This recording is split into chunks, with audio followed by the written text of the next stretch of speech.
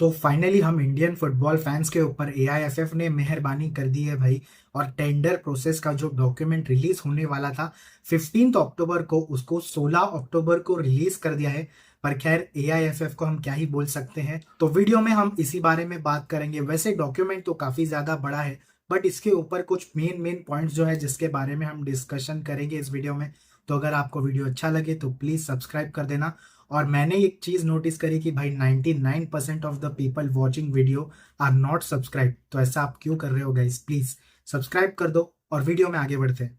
तो गाइज आपको पता होगा कि पहले एआईएफएफ को आईएसएल के लिए पे करती थी एफएसडीएल कम से कम 50 करोड़ रुपए एनुअली। बट अब उसको चेंज करके 37.5 करोड़ कर दिया गया है। यानी कि अब जो भी न्यू बिड विनिंग कंपनी होगी जो कमर्शियल राइट जीतेगी वो 37.5 करोड़ पे करेगी। और मैं यहाँ पे इंग्लिश वाला ओ आर वाला और कर रहा हूँ, यानी कि या तो वो 37.5 करोड़ पे करेगी, या फिर अगर आईएसएल का रेवेन्यू 37.5 करोड़ से ज्यादा होता है वो अमाउंट को पे करेगी। दोनों में से जो भी अमाउंट ज्यादा होगा वो आईएसएल के लिए एआईएफएफ को पे करना पड़ेगा। अब मुझे पता नहीं इसमें कुछ मैक्सिमम लिमिट है, जैसे फॉर एग्जांपल अगर प्रॉफिट कुछ ज्यादा ही हो जा रहा है तो हो सकता है भाई क्या एआईएफएफ को 50 करोड़ 100 करोड़ मिले, इसका मुझे कोई आइडिया है नहीं। तो अगर आपको कुछ पता है इसके बारे में तो कमेंट करके बताओ, वरना तो minimum 37.5 as a base price set किया गया है। दूसरी एक काफी इंपॉर्टेंट चीज, जो भी बिडिंग कंपनी होगी उसका मिनिमम नेटवर्थ 250 करोड़ तक का होना चाहिए। यानी कि जो लेटेस्ट जो लास्ट फाइनेंशियल ईयर खत्म हुआ था 24-25 का, उस वक्त तक उस कंपनी का मिनिमम नेटवर्थ 250 करोड़ तक होना चाहिए। और अगर यहाँ पे कोई कंपनीज यानी कि ग्रुप ऑफ कंपनीज अगर इन्वॉल्व होना चाहती है आईएसएल को रन करने के लिए, जिसको एक कंसोर्टियम कहा जाता है, तो उसका भी टोटल नेटवर्क 250 करोड़ ही होना चाहिए। ऐसा नहीं है कि इंडिविजुअल कंपनी का 250 करोड़ नेटवर्क हो, नहीं, सारी कंपनीज का मिला के 250 करोड़ मिनिमम होना चाहिए, तो भी ये चीज काम कर जाएगी।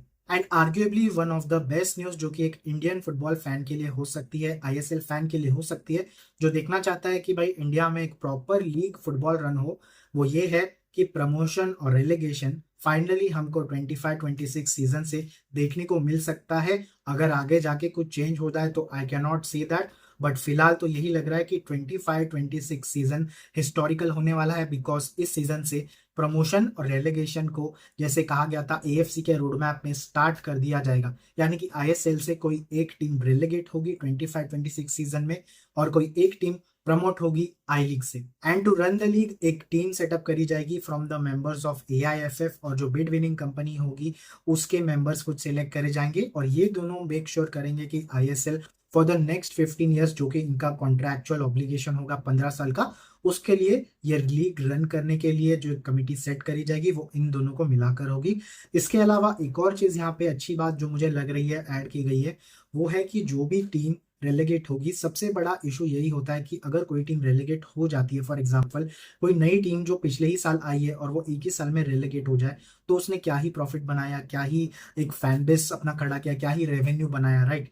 तो जैसे कि हम प्रीमियर लीग में देखते हैं कि जो टीम्स रेलीगेट होती है उनको कुछ पोर्शन ऑफ मनी, कुछ 50-60-70 मिलियंस कुछ तो होता है, for a period of 2 to 3 years after getting relegated premier league से उनको मिलता है। तो फाइनेंशियल हेल्प यहाँ पे हो जाती है सस्टेन करने में एक क्लब को। और प्रमोशन एंड रेलीगेशन में सबसे बड़ा कुछ इशू यही था क्लब्स का कि भाई अगर 10 ही साल में कोई टीम रेलीगेट हो जाए तो वो अपने आप को as a footballing club sustain कैसे करेगा। बिकॉज गाइज आपको पता है कि फुटबॉलिंग क्लब्स आजकल ना सिर्फ एक क्लब है बल्कि एक बिजनेस भी होती है। उनको काफी सारी सैलरीज देनी होती है, उनके पास लोग एम्प्लॉयड होते हैं, बैकरूम स्टाफ, आजकल तो काफी ज्यादा सोशल मीडिया स्टाफ, क्या क्या चीज इन्वॉल्व होती है। तो इन सारी चीजों का भी ख्याल रखना पड़ता है, जिसके लिए फिर एक क्लब को सस्टेन करना काफी हार्ड हो जाता है।